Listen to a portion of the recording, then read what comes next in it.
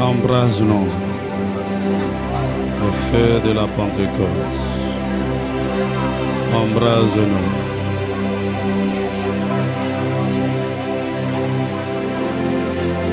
Nous avons soif de ton réveil. Nous avons soif de ton feu. Envoie le feu. Envoie le feu. Envoie le feu.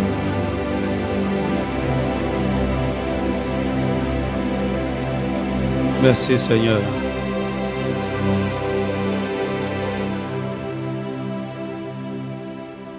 Deutéronome chapitre 9, versets 1 à 3.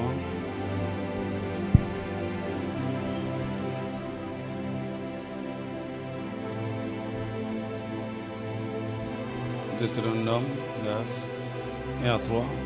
Actes chapitre 2, versets 1 à 4.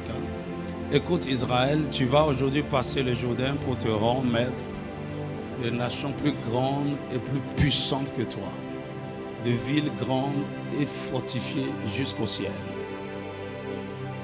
d'un peuple grand et de haute taille, les enfants d'Anak que tu connais et dont tu as entendu dire, qui pourra tenir contre les enfants d'Anak? Alors Dieu voulait les encourager. Il dit, sache aujourd'hui que l'Éternel ton Dieu marchera lui-même devant toi comme un feu dévorant. C'est lui qui les détruira. Il y a un souci. C'est lui qui les détruira, qui les humiliera devant toi. Et tu les chasseras, tu les feras périr promptement, comme l'Éternel te l'a dit. Actes chapitre 2, versets 1 à 4. Charabro. Le jour de la Pentecôte, ils étaient tous ensemble dans le même lieu. Tout à coup, dis avec moi tout à coup. Il vient du ciel un bruit comme celui d'un vent impétueux et il remplit toute la maison où ils étaient assis. Le bruit des vents.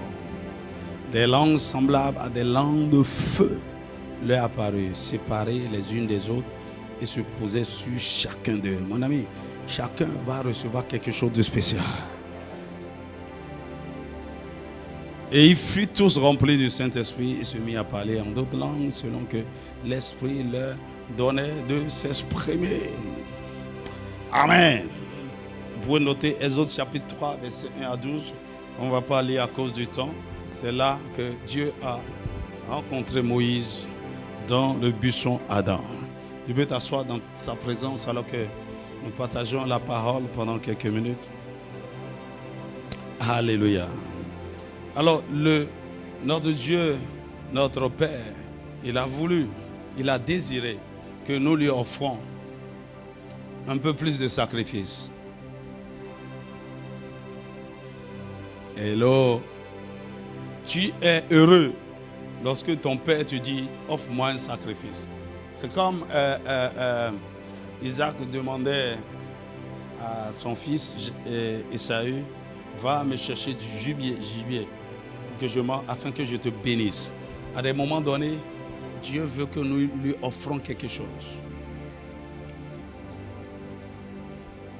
Dis-moi Amen. Tu vois, souvent nous voulons tout gratuitement. Je me rappelle de cette histoire du pasteur Adeboye de Redeem que j'ai lu. Il priait pour que le Seigneur manifeste sa puissance à travers lui par des signes de guérison. Et quand il priait, le Saint-Esprit dit, mais tu me donnes quoi pour ça? Ça c'est le Père, tu me donnes quoi pour ça? Il dit, dès qu'il a dit ça, ce que Dieu voulait, c'était clair dans sa tête. Il dit, après avoir galéré pendant longtemps, il a eu une voiture Jeep. Et quand il dit, qu'est-ce que tu me donnes? Il a compris que Dieu voulait qu'il lui sacrifie cette voiture. Alléluia. Alors, le monde spirituel est guidé par des lois et des principes spirituels. Et si vous ne faites rien, vous n'aurez rien. Et dans son amour, parce que Dieu est tellement compatissant, À des moments donnés, lorsque nous crions à lui par rapport à un certain nombre de choses, il nous souffle à l'oreille. Fais ceci. Fais ceci. Si tu fais ceci, tu auras ce que tu demandes. Alors, il nous a demandé de lui offrir plus de sacrifices. Il nous a demandé de le chercher. Et lorsque vous cherchez Dieu, tu vois, la chose que beaucoup de gens aiment dans l'affaire de chercher Dieu, c'est que quand vous le cherchez, il va vous faire prospérer. Ah, Dieu va faire prospérer. Dieu va faire prospérer. Mon ami, c'est la moindre des choses. Quand vous sondez bien les Écritures, lorsque les gens cherchent Dieu, l'une des plus grandes bénédictions que Dieu leur envoie, c'est des rencontres surnaturelles. Dis avec moi, rencontres surnaturelles. Lorsque vous le cherchez, il vous visite. Lorsque vous le cherchez, c'est vrai, il ne vous dira pas, ouais, je viendrai à telle heure, à tel jour. Il le fait parfois, ok? C'est comme ce qu'il m'a dit en décembre 2010. Il dit, je veux te rencontrer à Tangueta. Et quelques jours après, il me dit, je veux que tu ailles avec ton ami là. Et il a tout pourvu. Pendant qu'on était en route, à la hauteur de Praketé, Dieu nous a visités dans le bus. C'était un bus ATT. La gloire de Dieu est descendue. Oh! Je vous ai raconté plusieurs fois l'histoire. Et j'avais mon bic et mon cahier. Dieu parlait de cette mission et de beaucoup d'autres choses. Et tout ce dont je me rappelle, j'écrivais sans arrêt pendant 45 minutes. Et je me rappelle, il a dit, c'était le 27 décembre. Il a dit, le 1er janvier 2011, je reviendrai. Ça a été une longue attente. Et ce 1er janvier-là, je ne voulais même pas sortir. Parce que je ne voulais pas manquer sa visitation. Il va venir comment? C'est là, tu sais comment il est venu? Il est venu 2 fois. Il est venu par la parole et il est venu par la bouche de quelqu'un. Ce jour-là. Et puis j'étais un peu découragé. J'ai dit, Seigneur, tu as dit que tu vas nous visiter. Mais je ne t'ai pas vu. Tu vois que Dieu allait entendre boum boum boum, le roi de gloire fait son entrée. Que tout le monde. Et puis, il a dit ouais, quelque chose. Dieu n'est pas dans le spectaculaire. Il est surnaturel. Et sa manifestation, c'est discret. C'est pourquoi on peut être ici et puis en train de visiter quelqu'un à côté de toi, tu ne le sais même pas. Puissamment, une puissante rencontre. Et tu ne sais même pas. Tu vois, il fait de grandes choses dans la plus grande simplicité. Et donc il m'a dit, mais je suis venu. Ah bon? Comment? J'ai même pas dormi. J'ai même pas dormi toute la nuit là. Tu es venu comment? Wow. Donc quand nous le cherchons, il nous visite. Et il nous visite comment? Il nous rencontre comment? Il nous rencontre par sa parole. Ce jour-là, il m'a rencontré avec Ésaïe 9, 1 à 3. En fait, c'est le test clé de cette mission. C'est sur ça que nous reposons. Le pays qui était jadis dans les ténèbres voit une grande lumière. C'est ceux qui étaient assis dans la vallée de l'ombre de la mort, une lumière resplendie. Il dit, je suis venu. Je suis venu. Donc Dieu vient par sa parole. Il vient, il nous rencontre par son esprit. Il nous rencontre par... Ok. Qui a déjà rencontré le Saint-Esprit ici une fois? Je sais si vous êtes baptisé du Saint-Esprit, vous l'avez déjà rencontré. Maintenant, est-ce que tu sais que la voix de Jésus, c'est différent de la voix du Saint-Esprit? Qui a déjà entendu les deux?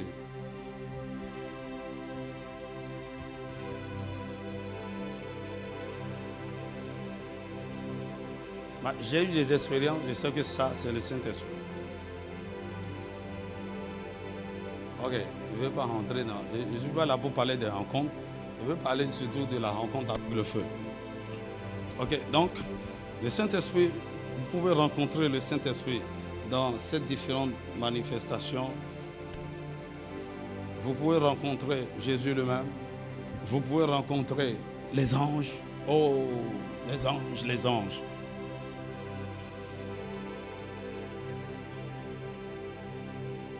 Ok. Qui a déjà vu un ange ici?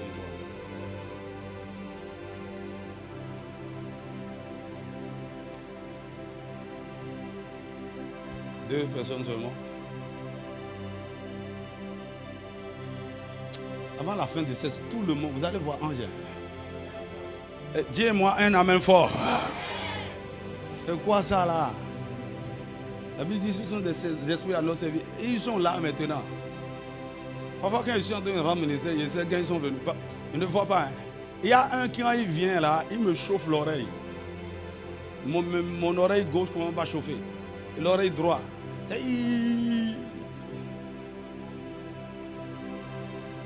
Et souvent, je les vois comme de la lumière.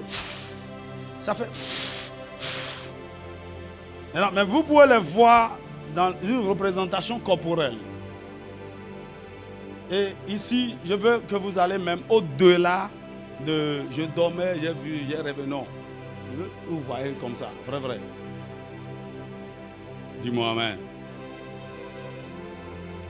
Non, une fois, je priais. Il y a un qui est venu à côté de moi. Je voyais ses pieds. Mais il avait peur de lever les yeux parce que quand il était debout, j'étais à genoux et il soufflait sur moi. Il faisait... Il avait du feu chaud, mais ça ne me brûlait pas. Et j'avais peur de me comporter mal pour qu'il parte. Une fois, j'étais couché et il est venu. Et il soufflait sur mon front. Quand vous cherchez Dieu, ça c'est des expériences que vous pouvez faire tout le temps, naturellement. Dans le nom de Jésus, je décrète en tant que sacrificateur établi sur cet autel, la manifestation du ministère des anges. Que même les enfants commencent par voir des anges. Dans le nom de Jésus. Ok, maintenant, il ne faut pas être là en train de vouloir voir forcément quelque chose avec des ailes comme ça.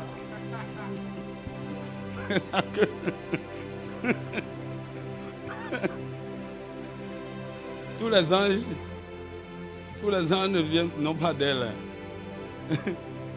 Il y en a qui ont des ailes. Et maintenant, dans leur manifestation, je prie que le Seigneur nous amène dans tout. En fait, il fasse de nous tous des hommes spirituels qui ont l'interaction facile avec des créatures célestes.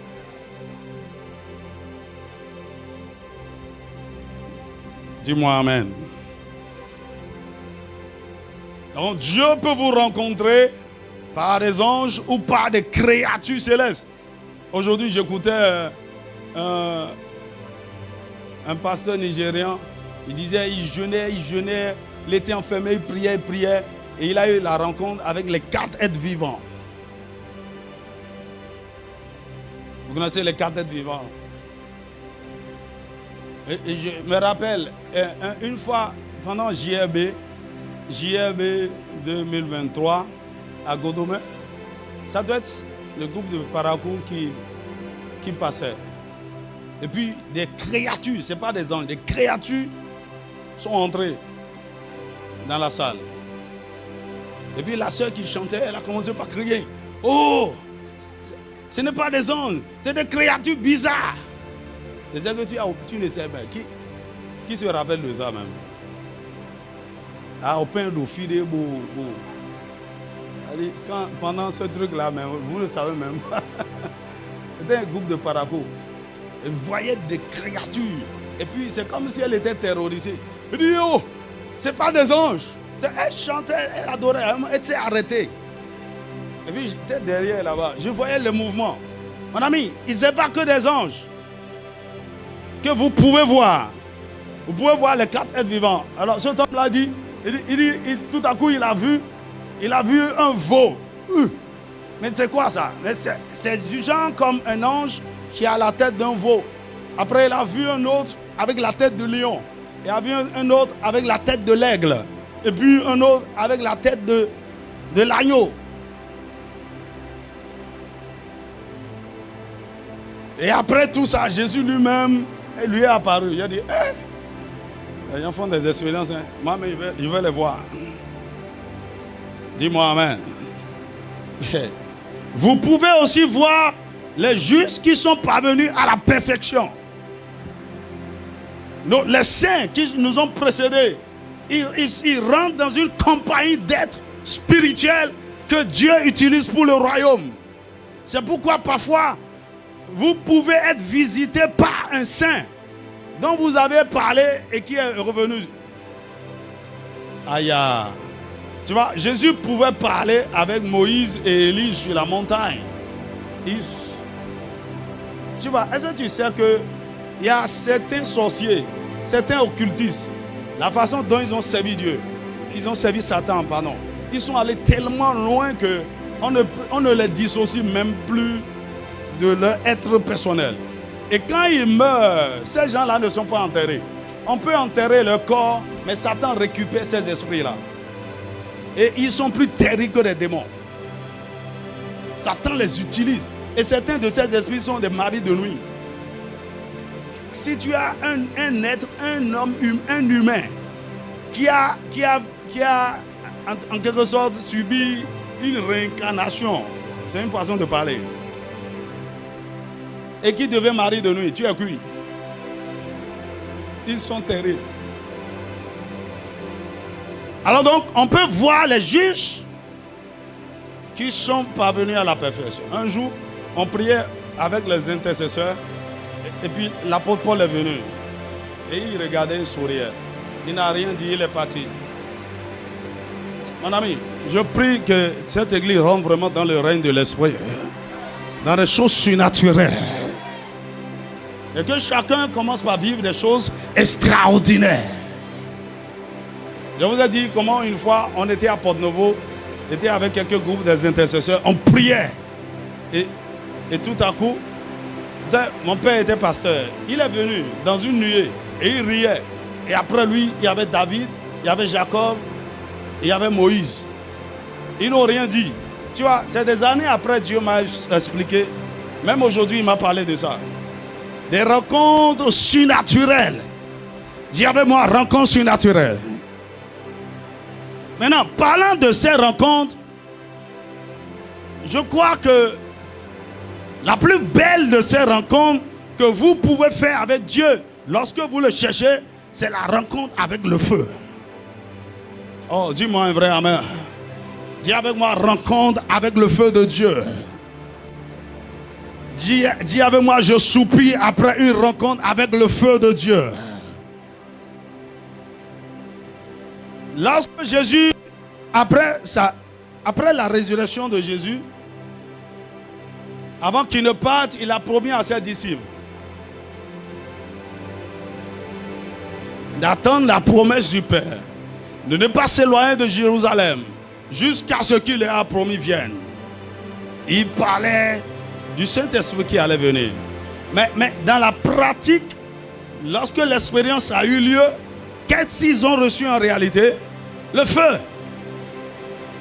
En fait, donc Jésus leur promettait une rencontre avec le feu. Il dit, vous allez rencontrer le feu. Et le feu fera de vous des témoins à Jérusalem, dans la Judée, dans la Samarie et jusqu'aux extrémités de la terre. Lorsque Moïse, à un moment donné, était déconnecté du ciel, il n'arrivait plus à discerner le temps favorable pour répondre à son appel. Le temps passait. Les 400 ans sont arrivés à leur terme. 401, 402, 410, 420, 425, 430. Moïse était perdu. En fait, il se disait qu'il a trouvé un nouveau boulot, une nouvelle destinée. Berger. Surtout que ça lui a donné femme. Dès qu'il a trouvé femme. Alors comment il va dire? Pour réveiller Moïse, pour réveiller sa destinée et pour l'amener dans le plan de Dieu, pour qu'il fasse sortir son peuple de l'Égypte, Dieu l'a rencontré par le feu. Dis-moi amen. Il n'a pas envoyé un ange, il n'a pas envoyé... Non. Moïse a rencontré le feu et cette rencontre a changé totalement sa vie. Mon ami, quelqu'un rencontrera le feu aujourd'hui. Le feu qui va te propulser dans une nouvelle saison de ta vie. Dis-moi un vrai amen. Vous savez, dans le naturel, le feu est une bénédiction. Le feu fait du bien, le feu fait aussi du mal. Qui n'a pas utilisé le feu aujourd'hui?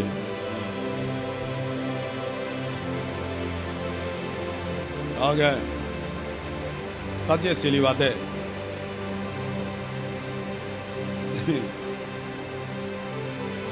Amen. Je ne suis pas allé à la cuisine, mais j'ai chauffé l'eau avec chauffe-eau. C'est du feu par le courant électrique. Dis-moi amen. J'ai aussi mangé ce soir. Qu'est-ce qui a préparé la nourriture? Le feu. Vous imaginez, vous pouvez avoir tous les ingrédients, tout ce qu'il faut. Vous ne pouvez pas préparer votre bon repas parce qu'il n'y a pas le feu. Soit le feu par le gaz, le feu par le pétrole, le feu par le charbon, le feu par quoi? Par le bois. Là, vous utilisez un combustible pour avoir le feu. Et ce feu vous permet d'amener à l'existence ce qui n'existait pas. Le feu est un mécanisme de transformation. Le feu est une industrie qui peut vous amener du produit brut au produit fini, qui sera une bénédiction pour le monde. Lorsque le feu descend sur vous, les gens, de la même manière que la bonne nourriture sent à cause du feu, tu passes dans la rue et tu entends l'odeur de riz parfumé avec poulet. Je sais que tes narines sont bien aiguisées. Je dis, vraiment, c'est dans quelle maison? Il ne faut pas te faire inviter, pardon. Qu'est-ce qui fait ça? Le feu. Écoutez, il y a certaines choses, vous n'allez pas voir leur puissance, leur saveur, aussi longtemps que ce n'est pas allé sur le feu. Il y a des choses en vous, il y a des capacités, il y a des saveurs, il y a des dons. Il y a des choses extraordinaires que Dieu a enfouies en vous, que vous devez servir à votre génération. Mais là, on ne sent rien. Pourquoi? Il n'y a pas encore le feu. Je prie que le feu descende sur toi. Que le feu descende sur toi. Et que des bonnes choses que Dieu a enfouies en toi, dont le monde a besoin, commencent par se manifester. Qu'on commence par sentir de bonnes odeurs. On te regarde et dit, hey, tcha.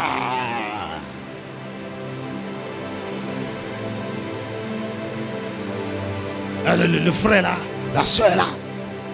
Le feu. Donc, il y a beaucoup de choses en toi qui sont dormantes, qui ne bougent pas. On ne voit pas leur valeur, on ne voit pas leur potentiel. Zéro. Tu vois, c'est comme quand tu prends le pétrole brut. Quand tu prends le pétrole brut, ça n'a l'air de rien. C'est comme de la boue.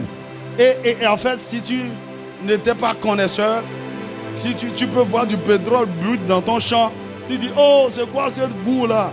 Qui a versé ça ici? Mais tu ne sais pas que c'est de l'or. Écoute-moi. Mais qu'est-ce que ce que tu vois là, qui n'a l'air de rien, ok? Qu'est-ce qui peut lui donner sa valeur? Le feu. Prends ce pétrole brut là et commence par soumettre ça à différentes températures. Les raffineries, c'est tout ça. Il n'y a rien de compliqué. La raffinerie, on fait passer le pétrole brut à différents degrés de température. Et à partir des degrés inférieurs, les gaz commencent par s'échapper. Les gens peuvent récupérer du gaz rapidement. Avec même le gaz, tu es riche. Un peu, le kérosène. L'essence ordinaire. Super. Un peu. Le gasoil. Le goudron. Cette boue-là, il y a tellement de choses dedans. Des matières plastiques. Tout dans la boue là. Mais il attend d'être soumis au feu. Mon ami, il y a un trésor. Il y a une richesse. Écoute-moi, il y a ce qui est en toi est plus que du pétrole brut. C'est plus que le diamant. Laisse le feu du Saint-Esprit descendre sur toi. Et tu seras émerveillé. Les gens seront étonnés. Toi-même, tu vas dire, mais c'est quoi ça? Tu es en train de chercher l'argent. Mon ami, l'argent est en toi. Laisse le feu descendre sur ça.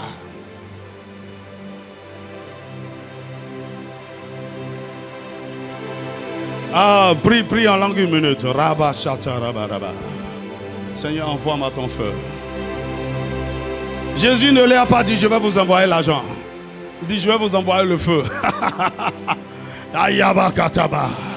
Écoute-moi, cette semaine de Pentecôte ne va pas finir.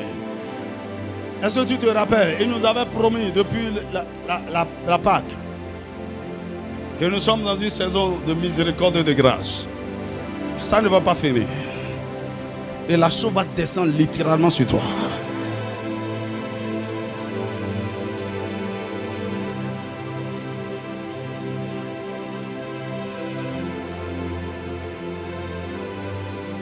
Mais c'est une question de révélation. C'est une question de soif. Alors donc, les apôtres ont dit, c'est tout comme si Jésus les a enseigné sur ces choses-là avant de partir. Est-ce que vous savez qu'il a eu 40 jours de séminaire avec eux après sa résurrection, avant d'être enlevé? Il a expliqué, parce que la façon dont ils ont attendu à la chambre haute là, ils ont compris quelque chose. Personne n'était distrait. C'est vrai que les multitudes de Jésus, des disciples que Jésus avait, ils n'ont pas tous attendu. Mais les 120 là, oh là là. Nous allons attendre. Et parce qu'ils ont payé ce prix, parce qu'ils ont offert ce sacrifice, le feu est descendu. Chacun a reçu sa part. Mon ami, chacun va recevoir sa part.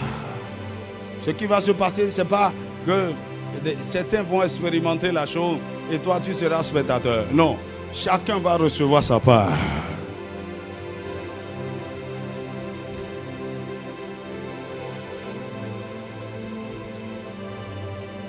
Une rencontre avec le feu.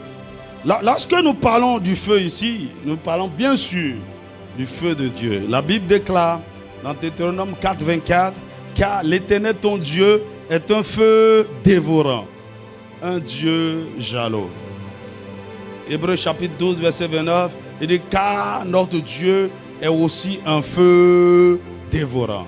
Deutéronome 9, 3, il dit souviens-toi que l'Éternel ton Dieu marchera devant toi comme un feu dévorant. Alors, dans la Bible, il y a certains personnages qui ont eu le privilège d'avoir des visions de Dieu. Et ces gens-là nous rapportent que Dieu avait une apparence de feu. Par exemple, dans Ézéchiel chapitre 8, verset 2, Daniel chapitre 7, verset 9, Daniel chapitre 10, verset 6, Exode chapitre 24, verset 15 à 16. Et ces gens-là ont eu une représentation de Dieu sous forme de feu. Maintenant, si notre Père Céleste est un feu, nous, qui sommes-nous? Si vous êtes engendrés par le feu, si votre Père est le feu, ça veut dire quoi? Vous êtes quoi? Tu es quoi?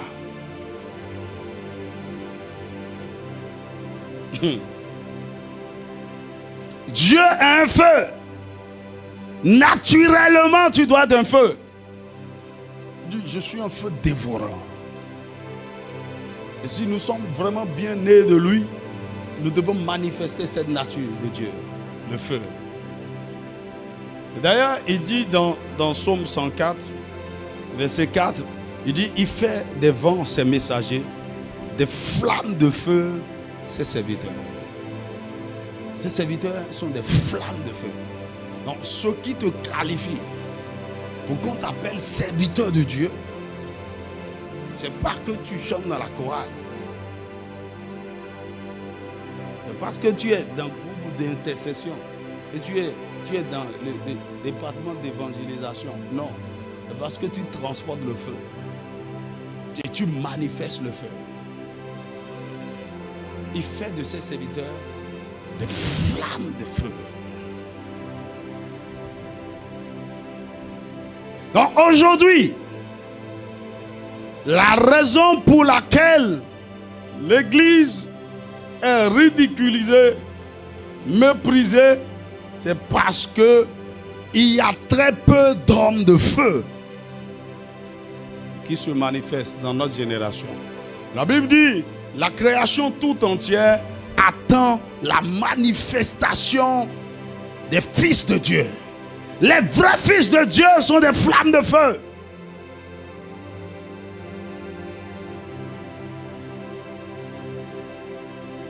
Donc la création attend avec un ardent désir la manifestation des flammes de feu partout. En fait, c'est ce qui a bouleversé le monde. Et c'est ce que nous avons vu ce midi avec les jeunes. Mais comment cette poignée d'hommes a pu répandre l'évangile rapidement dans le monde entier en moins de 2 siècles. Ils étaient engendrés par le feu et ils communiquaient le feu. Dis-moi un vrai amen. Alors, si nous voulons voir les choses changer, nous devons crier à Dieu pour que le feu descende à nouveau. Dis-moi amen. Dis avec moi que le feu descende. Que le feu descende sur nous. Alors, dans la Bible, nous voyons certaines circonstances dans lesquelles le feu est descendu du ciel, où s'est manifesté pour certains buts particuliers.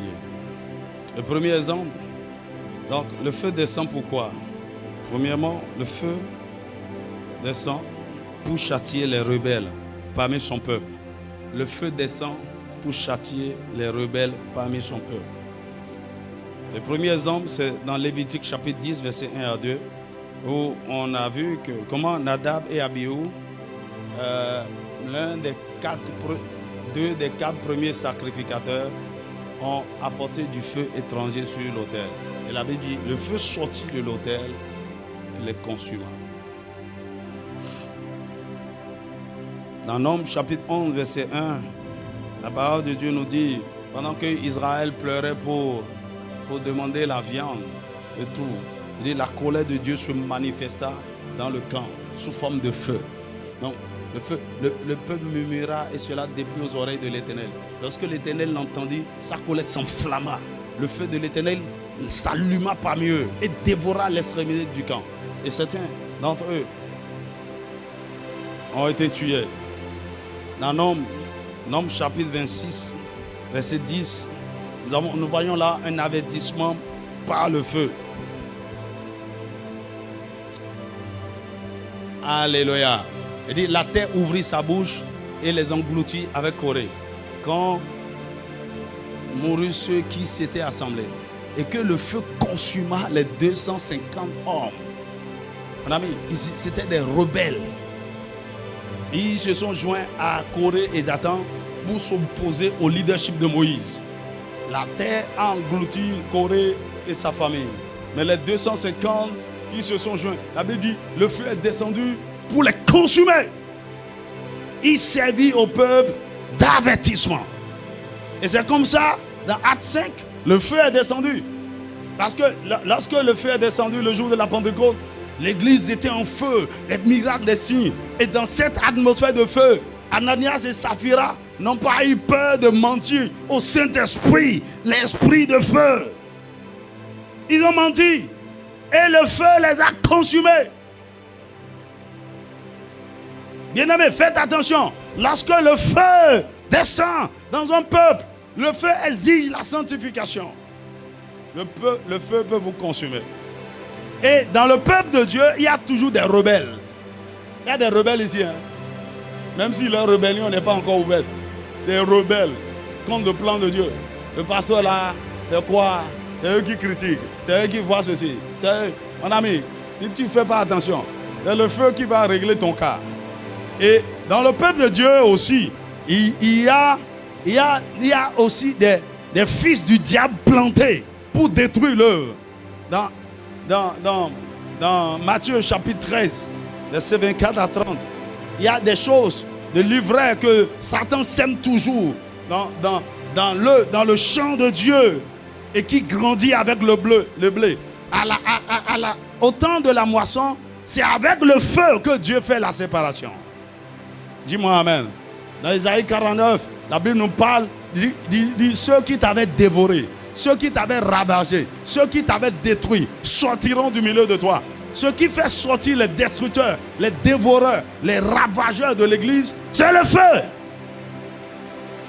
Le feu les chasse, le feu les sépare. Il y a toujours. Parce que le jugement commence dans la maison de Dieu, par le feu. Et la deuxième occasion que nous voyons, le deuxième exemple de la descente du feu, c'est que le feu pour le jugement des ennemis. Premièrement, il s'agit des rebelles au milieu du peuple. Que tu ne sois jamais un rebelle au milieu du peuple, contre l'œuvre de Dieu, contre Dieu, tu vas payer cher. Ça peut aller là où l'église est endormie. Mais ce n'est pas comme ici, où on est en train de soupirer après le feu.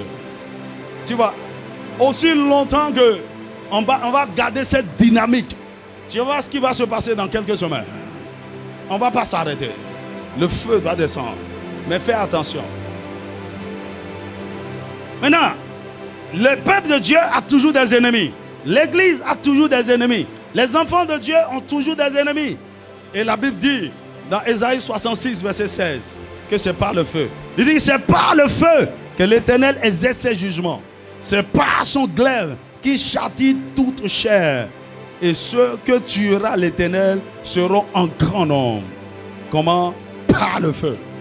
On va les tuer par le feu. Ceux que tuera l'Éternel seront en grand nombre.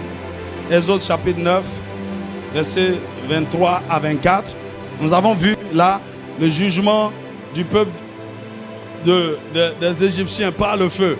Le feu est descendu, forme de grêle.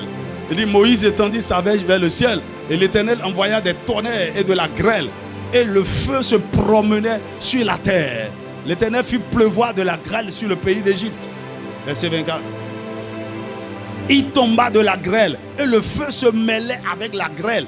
Elle était tellement forte qu'il n'y en avait point eu de semblable dans tout le pays d'Égypte depuis qu'il existe comme nation. Donc Dieu peut envoyer le feu pour juger ses ennemis. Et quand vous regardez dans 2 Rois, chapitre 1, verset 10, verset 12, verset 14, vous allez voir comment Élie a fait descendre le feu sur ses ennemis. Le feu a consumé 50 hommes, 50 soldats 3 fois.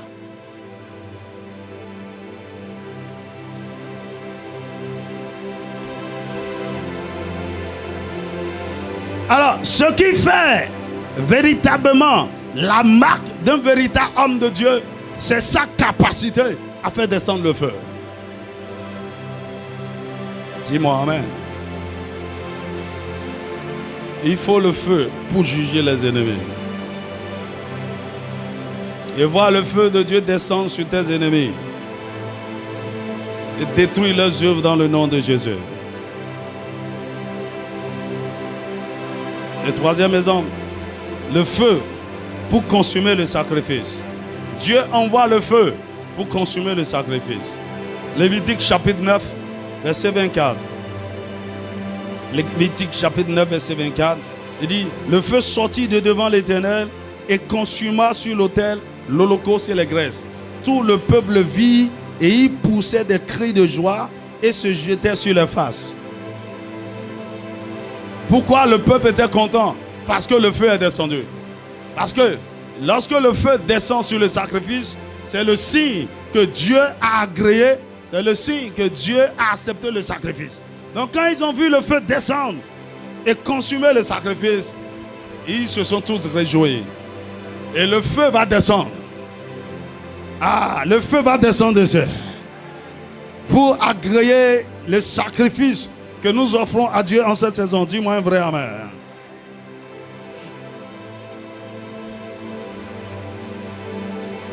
On peut voir d'autres exemples dans 1 Chronique chapitre 21, verset 26.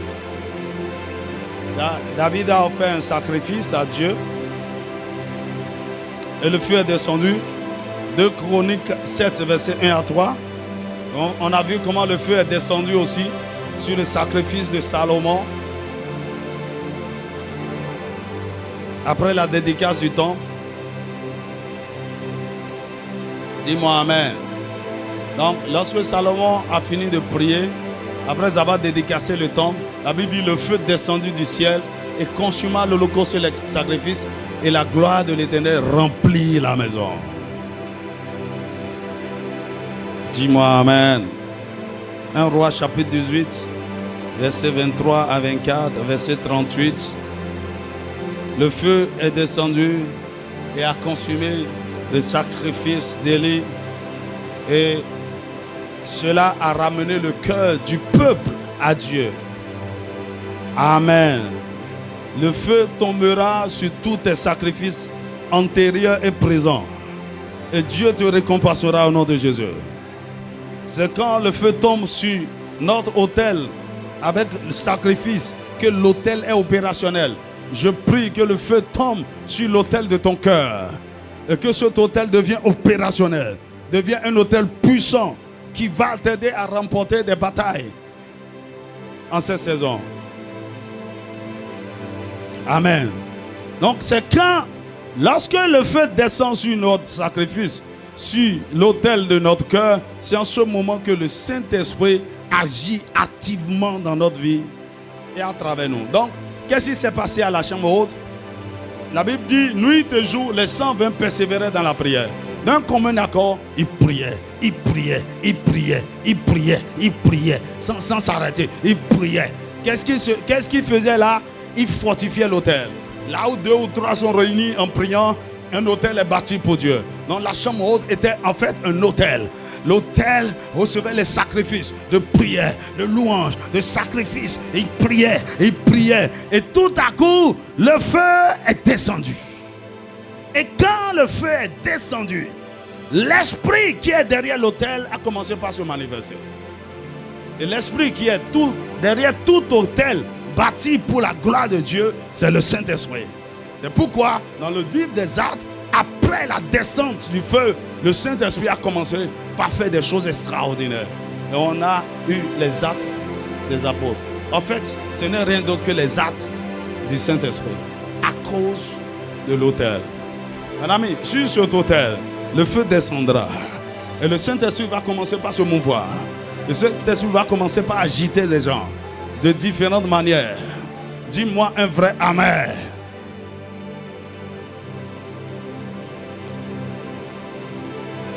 Quatrièmement, le feu, lorsque le feu descend, nous voyons, le feu descend sur l'autel où il y a un sacrifice offert à Dieu, un sacrifice agréé. Mais quatrièmement, le feu peut descendre pour détruire les autels sataniques. Le feu peut descendre pour détruire les autels sataniques. Donc, de la même manière que le feu est descendu, il a consumé le sacrifice d'Élie. Il a consumé les pierres. Il a séché l'eau. Non, le feu peut descendre. Lorsque vous êtes en guerre contre les royaumes des ténèbres, donc en guerre contre les autels maléfiques, vous avez besoin du feu. De la même manière que lorsque vous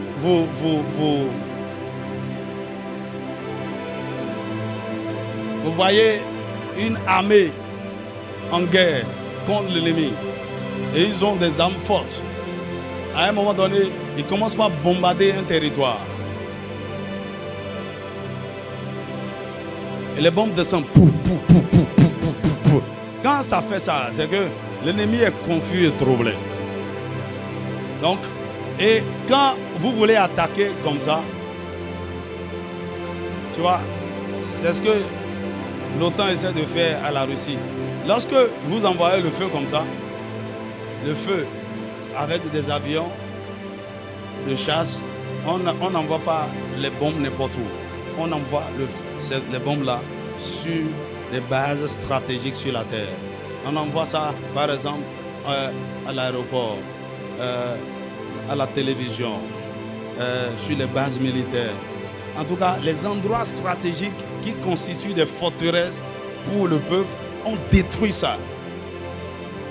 Quand vous détruisez ça, vous avez vaincu vos ennemis.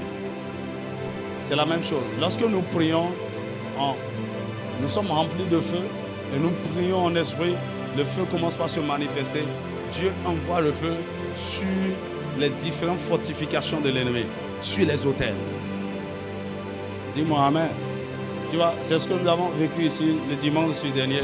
Il y avait le feu partout. Ça descendait comme des boules de feu. Pouf, pouf, pouf. Et ça éclatait.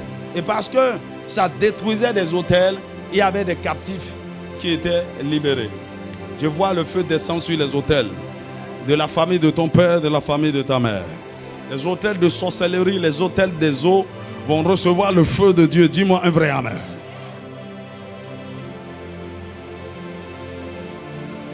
Donc, le feu de Dieu a la capacité de réduire à néant toute forme d'autel dans ta vie. Même les autels qui sont établis en toi. Est-ce que tu sais qu'il y a des hommes qui sont des autels ambulants? Ce n'est pas qu'ils ont des esprits en eux, ils ont des autels ambulants. Parce qu'en fait, en réalité, lorsque vous êtes consumé par l'Esprit de Dieu, vous êtes rempli par l'Esprit de Dieu, vous êtes embrasé par le feu, vous devenez ainsi un autel ambulant.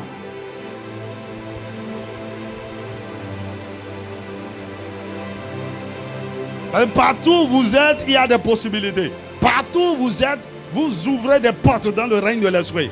Vous donnez la permission. C'est-à-dire votre cœur devient une plateforme d'expression au monde de l'Esprit. Les anges sont en mouvement tout le temps. Les esprits de Dieu sont en mouvement tout le temps. Dis-moi Amen. Donc, le feu de Dieu peut détruire les autels sataniques. Et tout ce qui peut accompagner ces autels peuvent être aussi consumés par le feu. Je vois le feu de Dieu consumer tout autel satanique qui contrôlait ta vie dans le nom de Jésus. Pourquoi Dieu envoie le feu? Cinquièmement, le feu pour équiper les hommes que Dieu veut utiliser. Le feu pour équiper les hommes que Dieu veut utiliser. Mon ami, ce qui te qualifie pour que tu sois utile à Dieu, c'est le feu. Les apôtres les disciples, ont fait 3 ans avec Jésus. Pendant la formation, il les a équipés de plusieurs manières. Il les a formés. Ils l'ont suivi. Il les a envoyés en stage. Ils sont allés chasser aussi les démons, guérir les malades. Mais ce n'était pas encore ça. Après sa résurrection, Jésus les a rencontrés. Il a soufflé sur eux. Il leur a dit, recevez l'Esprit. Donc, ils ont été régénérés. Mais ce n'est pas suffisant. Après ça, il leur a dit, vous n'êtes pas encore prêts. Je vous envoie, mais vous n'êtes pas encore prêts. Attendez jusqu'à ce que vous soyez revêtus de la puissance d'en haut. Attendez que vous soyez équipés par le feu. Alors, vous pouvez partir. Mon ami, si Dieu t'appelle pour une tâche, n'importe quelle mission, que ce soit dans le ministère, que ce soit dans les affaires, que ce soit dans la politique, n'importe quelle tâche qui vient de Dieu, n'importe quelle mission que tu as reçue de Dieu et tu n'as pas encore le feu, tu n'es pas encore qualifié pour aller. C'est pourquoi nous avons des problèmes. Et Dieu m'a appelé pour faire les affaires. Mon ami, il y a un feu pour faire les affaires. Il y a un feu pour faire le ministère. Tu vois, hier nuit, je priais et il m'a dit, est-ce que tu sais que tu n'as pas encore commencé ton ministère? Il dit, hein? Il dit, oui, je te préparais. Il dit, et le feu et l'esprit de ton ministère, tu ne l'as pas encore reçu. Mais tu es sur le point de recevoir. Il dit, Donc, était combien depuis. Et tout ça là. Tu vois, c'est comme il vous donne une portion de son esprit pour vous aider à vous préparer, pour vous entraîner, pour faire toutes sortes de choses. Il dit, c'est là il m'a expliqué. Il dit, le feu qui est descendu, c'est pas juste du feu, c'est un esprit. C'est un esprit qui va vous posséder. Et cet esprit, c'est une dimension de Dieu. C'est-à-dire, Dieu est le feu dévorant. Une dimension de Dieu descend sur vous et vous incarne. Et puis vous met dans un mouvement. C'est là que le ministère commence. C'est pas que oh, Dieu m'a utilisé. Ah, je prêche bien. Mon ami, depuis 2009, il m'a visité. Et il m'a donné le feu de l'enseignement. Il dit, je t'établis d'auteur de la parole. Et quand j'ouvre la bouche, des mystères jaillissent. D'accord? Ok? Mais il a donné ceci pour une préparation dans la parole. Maintenant, pour manifester la dimension. Tu sais ce qu'il m'a dit? Quand on a lancé cette mission, il dit, oh, un bataillon. Il dit, enfin, un bataillon de mon armée vient d'être libéré. Amen. Et pendant la première semaine où on a commencé ce jeu, il m'a dit, vous n'êtes plus un bataillon. Vous êtes une division de mon armée. Mon ami, allez faire recherche. Cette nuit-là, j'ai fait recherche fatiguée. J'ai étudié l'armée. Parce qu'il m'a montré, j'avais 3 étoiles. Et il a quelque chose à écrire. Avec 3 étoiles. Il dit, tu es un général de division. J'ai dit, hé. Quand je suis allé étudier, mon ami, écoute, ce que Dieu veut commencer ici, là, fais attention. Hein. Et dans le monde de l'esprit, Dieu n'appelle pas ces généraux, comme dans le monde. Ça a un nom. Ok, je ne veux pas dire ça. Maintenant, pour rentrer dans cette dimension de ce que Dieu veut faire avec vous et qu'il a révélé dans le règne de l'esprit que vous devez manifester sur la terre, il y a un esprit qui doit vous posséder. C'est l'esprit de feu. C'est une dimension de Dieu. Il doit vous incarner et marcher à travers vous. C'est pourquoi, lorsque l'esprit est descendu dans les apôtres, on les a méconnus. Ce qu'ils ont commencé le jour de la Pentecôte, c'est extraordinaire. C'était vraiment Dieu en mouvement à travers des corps humains. Et nous allons rentrer dans ça bientôt. Quelque chose va descendre sur toi. Dis-moi un vrai amen. Écoute, Dieu n'est plus dans cette dimension d'une église ou à manchot. Ou bien, c'est le pasteur qui est tout puissant. C'est lui qui est loin. C'est lui qui a le feu. C'est lui qui chasse les démons. C'est lui qui guérit les malades. C'est lui, mon ami. Ah, c'est pas ça. Dieu a besoin d'une armée. C'est pas Pierre qui a reçu le feu à la chambre haute. Ils avaient tous reçu. Le Seigneur a besoin de tout le monde. Tu sais, quand le feu est descendu à Azusa Street, il y avait deux enfants. Tous les enfants même ont reçu le feu. Un jour, ils ont amené un paralytique en fauteuil roulant. Et 2 petits garçons de 11 ans et 10 ans, ils se battaient. Pourquoi? L'autre dit, c'est mon tour. L'autre dit, le matin, c'est toi qui as guéri l'homme paralytique là. Ça là, c'est pour moi. Et ils discutaient. Et là où les gens vont regarder, paralytique. Les enfants. Il y a une autre fille, 17 ans. Il ressuscitait, il relevait les paralytiques comme du jeu. Pourquoi? Le feu doit descendre, mon ami, c'est ma prière. Le feu va descendre sur tout le monde. Il dit, je répandrai mon esprit sur toute chair. Il devra amener les enfants dans sa présence. Le feu doit descendre sur tout le monde. Parce que tout le monde est un instrument. Lorsque le feu descend sur vous, il ne s'agit plus de vous. Le feu vous utilise. Quand Dieu utilise le feu pour équiper les hommes qui veulent utiliser. Si tu n'as pas le feu, va t'asseoir.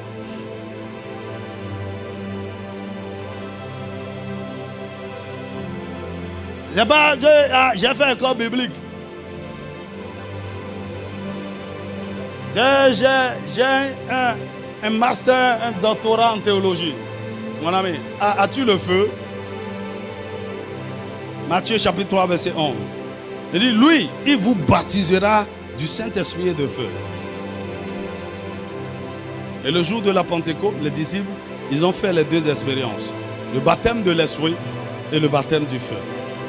Ces hommes ont eu une rencontre avec le feu de Dieu et leur vie a été totalement transformée. Ces simples hommes sans instruction sont devenus des agents de transformation de la société par leur rencontre avec le feu.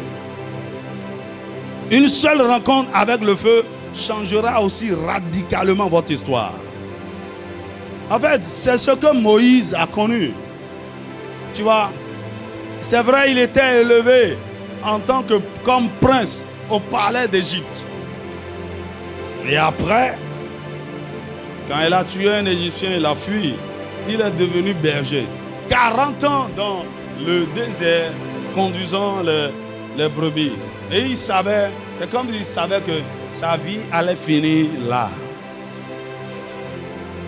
Mais un jour, nous sommes dans Exode chapitre 3, verset 1 à 12, alors qu'il conduisait les bergers dehors, les brebis dehors, comme d'habitude, il a rencontré le feu dans le buisson Adam. Et à partir de là, la vie de Moïse a changé radicalement. Et c'est ce qui va t'arriver maintenant. Alors, que s'est-il passé dans la vie de Moïse et du peuple de Dieu après sa rencontre avec le feu? Premièrement, le berger est devenu un libérateur. Mon ami, Moïse est passé du boulot au travail. Oh, tu n'as pas compris quelque chose. Moïse est passé de quelqu'un qui se cherchait et est rentré dans sa destinée. Ça dit quoi? L'ordination de Dieu sur sa vie, ça attendait depuis. Tu es un libérateur, Moïse. Et qu'est-ce que tu es en train de faire là? Beaucoup d'entre vous, tu n'as aucune idée du plan de Dieu pour ta vie. Mais toi-même, tu as déjà tracé tes plans. Je serai quoi? Quels sont tes plans? En tout cas, et ceux qui après la licence, je vais faire mon master, pour le master, je vais faire ceci, je vais faire ça. Ça n'a rien à voir avec le plan de Dieu. Écoute, lorsque le feu descend sur toi, ça te ramène dans le plan de Dieu. Parce qu'on n'utilise pas le feu de Dieu pour faire ce qu'on veut. On utilise le feu de Dieu pour faire la volonté de Dieu. Pierre, quand ils ont reçu le feu, Pierre n'a pas dit « Hey, bon maintenant, je vais ouvrir la plus grande compagnie de pêche dans tout. » Mon ami, ça va marcher. Mais un jour, les requins vont le manger. Tu vois, les gens utilisent le feu de Dieu comme ça, pour leur propre intérêt. Ce que Jésus leur a promis, ce n'est pas quelque chose pour leur propre intérêt. Il leur a dit, vous allez recevoir le feu et vous serez des témoins pour moi dans le monde. Ça n'a rien à voir avec eux. Donc, ce qu'ils attendaient, quand ils attendaient le feu, ils n'attendaient pas le feu pour créer leur entreprise. Ils n'attendaient pas le feu pour se marier. Maria, tu n'as pas besoin de feu pour te marier, non? Ils n'attendaient pas le feu pour bâtir leur maison de rêve. Ils attendaient le feu. Il leur a dit, pour que vous soyez mes témoins. Donc, c'était une vie d'esclave. Moïse, tu n'es pas un berger. Tu es un libérateur. Et tu es là, les moutons sont derrière toi.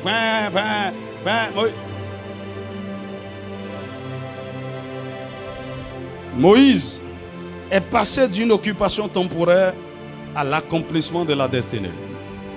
Le feu vous met à part pour accomplir le plan de Dieu pour votre vie.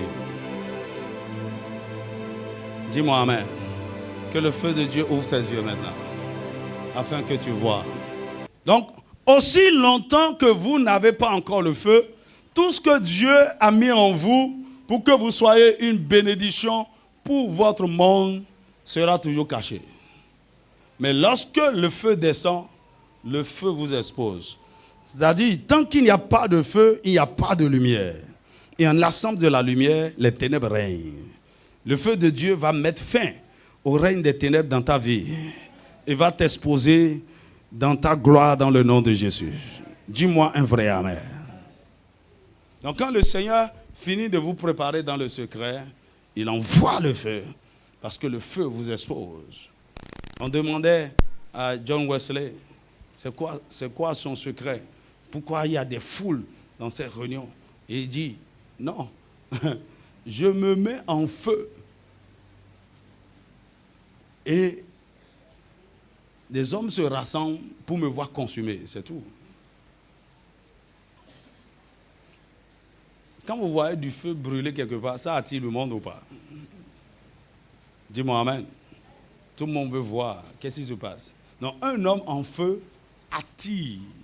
Il y a une énergie qui attire. Il y a une lumière. Mais qu'est-ce qui se passe? On veut aller voir.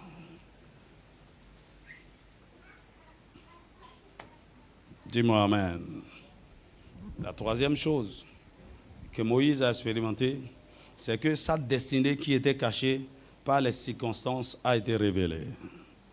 Ta destinée qui était cachée par les circonstances a été révélée. Donc, on le voyait, sa belle famille le voyait juste comme un simple berger. Mais quand le feu est descendu, qu'est-ce qu'on a vu? Le prophète est né, le juge est né, le législateur est né, le bâtisseur de la nation d'Israël est né. Dis-moi amen. C'est-à-dire quoi? La lumière du feu va vous révéler au monde tel que vous êtes. Votre vraie identité se manifestera par le feu. Matthieu chapitre 5, verset 14 à 16.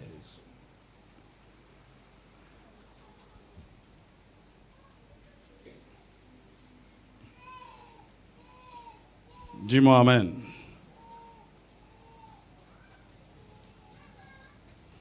Quelqu'un est sur le point d'être révélé. Le voile sera déchiré. Dieu te préparait dans le secret. Tout ce temps dans l'obscurité, c'est la préparation.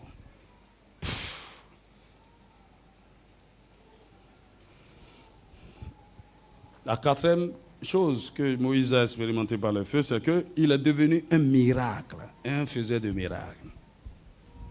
Moïse est devenu un miracle, un faiseur de miracles. Il est devenu un étonnement pour tout Israël, un étonnement pour l'Égypte, un étonnement pour le monde. Jusqu'aujourd'hui, quand tu lis l'histoire de Moïse, quand tu regardes le film Moïse, tu te dis, mais quel est cet homme? Mon ami, le feu fait de vous un miracle, un prodige pour votre génération. Ah, dis-moi un vrai amen. Un miracle. Pourquoi? Parce que Dieu commence par faire à travers vous les choses impossibles. C'est ce que le feu fera de toi dans peu de temps. Dis-moi un vrai amen. La cinquième chose que la rencontre du feu a produit en Moïse, c'est que ses faiblesses naturelles n'étaient plus un obstacle à l'accomplissement de sa destinée. Ses faiblesses naturelles n'étaient plus un obstacle à l'accomplissement de sa destinée. Moïse avait une faiblesse naturelle. Moïse bégayait. Lui-même a dit qu'il n'a pas la parole facile.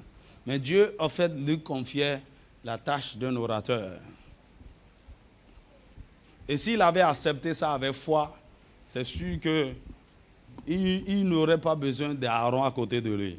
C'est parce qu'il résistait, il argumentait. Dieu lui dit, ok. Aaron donc sera ton prophète et tu seras son Dieu. Tu mettras ce qu'il va te dire dans sa bouche. Donc, qu'est-ce qui se passe? Lorsque vous acceptez la responsabilité de Dieu et le feu descend sur vous, Il n'y a plus d'excuses. Ne dites pas, je suis issu d'une famille pauvre, je ne sais pas parler, je n'ai pas les moyens, je n'ai pas beaucoup étudié. Non. Le feu peut transformer vos faiblesses en force. Le feu de Dieu peut transformer vos faiblesses en force. Ou vous amènera à puiser votre force dans vos faiblesses. C'est pourquoi parfois, le feu descend et Dieu laisse vos faiblesses là. Il ne les change pas, il ne les transforme pas. C'est pour confondre le monde, pour montrer que ce qui se passe, ça n'a rien à voir avec vous. Dis-moi amen. La sixième chose que le feu a produit dans la vie de Moïse, que nous pouvons aussi expérimenter, c'est que la rencontre avec le feu marque le temps de la libération et la fin de la captivité. Lorsque vous rencontrez le feu véritablement, ça met fin à la captivité dans votre vie. Satan peut vous lier n'importe comment. Le feu met fin. Le feu crée une séparation. Le feu vous déconnecte de vos origines. Quels que soient les démons, quels que soient les autels, quelles que soient les malédictions, quelles que soient les alliances, quel que soit comment Satan vous a embrigadé, comment il vous a lié n'importe comment. Quand le feu vient, les fondements sont ébranlés. Vos maîtres, ceux qui étaient assis sur vous, ils pensaient que vous étiez leur propriété. Ils ne peuvent pas contenir la puissance du feu. Alors, mais cherchez le feu. Il y a certaines personnes, le secret de leur délivrance, c'est le feu. Il y a ce qu'on appelle délivrance haute tension. Ok, c'est un pasteur qui a dit ça une fois, il a dit, désolé. Mais j'ai expérimenté ça aussi une fois. Un jour, on était en 10 jours de jeûne ici, et une soeur est venue. Et elle avait l'esprit de dépression, toujours abattue, triste et tout. Ce jour-là, j'ai expérimenté délivrance haute tension. Elle me disait, elle n'a jamais été heureuse dans sa vie. Elle souffrait du rejet. Elle dit, mais pourquoi les gens rient beaucoup dans l'église? Vous faites du bruit, elle est là, elle regarde les gens. Elle dit, il y a un esprit en toi qui t'empêche d'être heureuse. Je vais chasser l'esprit. Tu vois, l'onction était sur moi. Quand la chose est sur moi, elle était assise, j'ai fait comme ça. Elle est tombée. Bouh! Elle dit, esprit de dépression, dehors! Là, c'est l'une des délivrances les plus rapides que j'ai eues. L'esprit est sorti, fou! Vous savez ce qui s'est passé? Et puis j'ai fait, reçois le feu. Elle a été remplie du Saint-Esprit au même moment. Et parlait en langue. Je l'ai laissé là pendant 2 heures. Je l'ai laissé partir dans le bureau. Elle parlait en langue. J'ai dit, bon, elle va partir et revenir. Le soir, on avait réunion. Quand tu la voyais, c'était plus la même personne. Elle riait, elle dansait, elle sautait. Elle dit, donc, toi, mais tu vois ce qui arrive aux autres là. Ça t'arrive maintenant. Un esprit. Mon ami, je ne sais pas ce qui t'a maintenu en captivité pendant longtemps. Par le feu du Saint-Esprit, avant la fin de cette semaine, je vois ta libération totale. L'homme fort de la maison de ton père te lâche au nom de Jésus. Cet esprit de masturbation te lâche au nom de Jésus.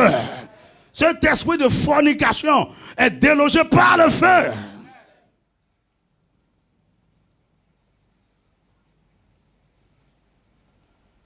Tu vois, c'est la captivité, non? Quand les gens sont liés par des péchés sexuels, les démons sexuels, c'est la captivité. Et puis tu es couché, on te moleste la nuit. Les femmes viennent coucher avec toi. C'est comme une frère dit, pasteur, j'ai peur de dormir. Elles sont 3. Dès que je ferme les yeux, elles viennent. Et elles viennent me voler. 3. Mon ami, quand il y a le feu, il ne peut pas s'approcher. Elles ne peuvent pas s'approcher. Quel esprit, quel démon. Tout le monde. Écoutez, tu as déjà vu un fou rentrer dans le feu? Quelle que soit sa folie, il connaît le feu. Ou bien tu as déjà vu un fou, un camion arrive et dit, non, le fou connaît le danger. Donc, quelle que soit la nature du démon, quand le danger arrive, le danger pour les esprits impurs dans le règne des ténèbres, c'est le feu. C'est pas autre chose. Dès que ça arrive, je dis, hey, dégagez, dégagez, dégagez, dégagez, dégagez. Je les vois dégager. Je les vois plier bagage. Cet esprit de pauvreté qui est assis sur ta tête, le feu le déloge au nom de Jésus. Quand le feu arrive, c'est la fin, mon ami. Ces disciples-là avaient peur, liés par l'esprit de peur. Quand le feu est descendu, ils sont tous descendus de la chambre d'eau haute. Thomas dit, Pierre, parle. Nous, on monte la garde. Ils étaient remplis d'hardiesse, de courage. On dit, mais laisse pas ces Galiléens là. Mais comment? Le feu. Et je finis par ceci. Quand le feu cesse, quand le feu de Dieu s'allume au milieu du peuple, les prières sont exaucées. Le feu, c'est un signe de l'exaucement des prières. Lorsque le feu descend, les prières sont exaucées. C'est pourquoi dès que le feu descend quelque part, vous allez voir des guérisons, des miracles, des signes, des choses extraordinaires commencent par se produire. Le feu descend sur toi. À Exode chapitre 3, verset 7, il dit, j'ai vu la souffrance de mon peuple, j'ai entendu ses cris, je connais ses douleurs et je suis descendu pour les exaucer. Bien-aimé, Dieu a vu tes souffrances, il a entendu tes cris, il connaît aussi tes douleurs, il va te répondre par le feu. Au cours de cette semaine, il va te répondre par le feu. Ta vie est sur le point de connaître une transformation, une révolution radicale. Une tournure dramatique commence dans ta vie dès maintenant par le feu, dans le nom de Jésus. Incline ta tête, commence à bénir le Seigneur. On va s'arrêter là. Chatare brasotere brachata. Nezitara brasotare grachata. Nasitare brahoshata bradesa. Zane brado seteri brahoshata ba. Shakatare brada. Zitere brosakaba. Un seul cri, Seigneur, le feu. Seigneur, envoie le feu. Seigneur, envoie le feu. Seigneur, envoie le feu. Je vois beaucoup de jeunes gens aussi pétris de potentiel, pétris de talent. Et tu es assis là sur toutes ces choses. Que le feu descende sur toi. Et le monde va commencer par te chercher. Marisa tani braso tani kashataba. Niziteri de braso tani brashataba. Machete de brakataraba. Ah, que le feu descende. Tu es sur le point de vivre toutes ces choses. Et te vois sortir de la captivité. Et te vois libéré totalement au nom de Jésus. Et te vois sortir de l'obscurité. C'est l'heure de ta révélation au monde. Dans le nom de Jésus. Tu sors du tâtonnement et tu rentres vraiment dans le plan de Dieu. Dans le nom de Jésus. Tu sors de l'obscurité et tu rentres dans la lumière. Ta destinée qui était cachée devient révélée au nom de Jésus. Tu deviens ainsi un prodige pour ta génération. Je vois tes faiblesses transformées en force dans le nom puissant de Jésus. Je vois le Seigneur exaucer toutes tes prières, te guérir de toutes tes maladies. Il essuie tes larmes, il t'apporte la consolation dans le nom de Jésus. Tout ce que tu as fait, c'est de soupirer après le feu. De soupirer après le feu. Seigneur, envoie le feu. Envoie le feu. Donc tu as compris, tout ce dont tu as besoin, c'est le feu. Ce n'est pas de l'argent, ce n'est pas ceci et cela. Le feu, lorsque le feu arrive, ça règle tous ces problèmes. Seigneur, envoie le feu.